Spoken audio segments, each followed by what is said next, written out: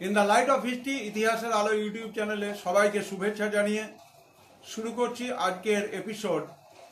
যে ভারতবর্ষের দেশীয় রাজ্যগুলো স্বাধীনতার আগে ছিল, সেই সমস্ত দেশীয় রাজ্যগুলোর আবার ভাগ এবং উপবিভাগ ছিল।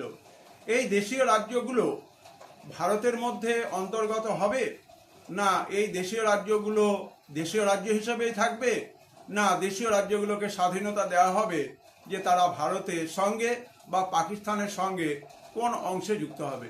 এই নিয়ে বিতর্ক তৈরি হয়েছিল। আমরা সেই বিতর্কের জায়গাকে আলোচনা করি। আমরা এই সময় দেখতে পারবো যখন ভারত স্বাধীন হচ্ছে, সেই সময় হায়দ্রাবাদ ছিল ব্রিটিশ সরকারের সঙ্গে মৈত্রী বন্ধনে আবদ্ধ।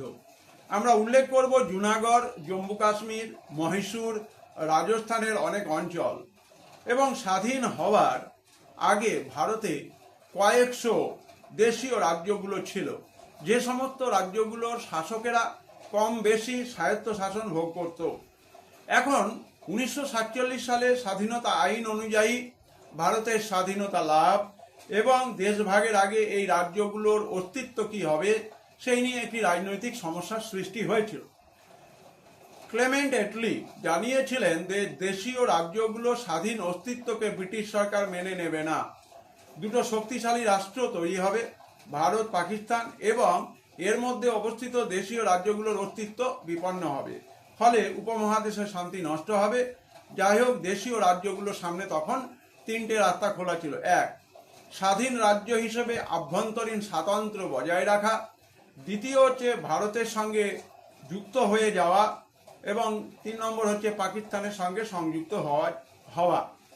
তিনটে অপশান খাড়া ছিল। স্বাধীন রাজ্য হিসেবে আভ্যন্তরীণ স্বাতন্ত্র্য বজায় রাখা, 2 নম্বর হচ্ছে ভারতবর্ষের সঙ্গে সংযুক্ত হয়ে যাওয়া, তৃতীয় হচ্ছে জম্মু কাশ্মীরের মহারাজা হরি সিং যেভাবে চাননি, স্বাধীনভাবে থাকতে চেয়েছিলেন এবং কিছুটা পাকিস্তানের সঙ্গে সখ্যতা রেখে চলতে চেয়েছিলেন, কিন্তু লৌহমানব সর্দার বল্লভভাই প্যাটেলের উদ্যোগে তাকে ভারতভুক্তির দলিলে স্বাক্ষর করানো হয়েছিল এবং ভারতবর্ষের মধ্যে জম্মু কাশ্মীর অন্তর্ভুক্ত হয়েছিল।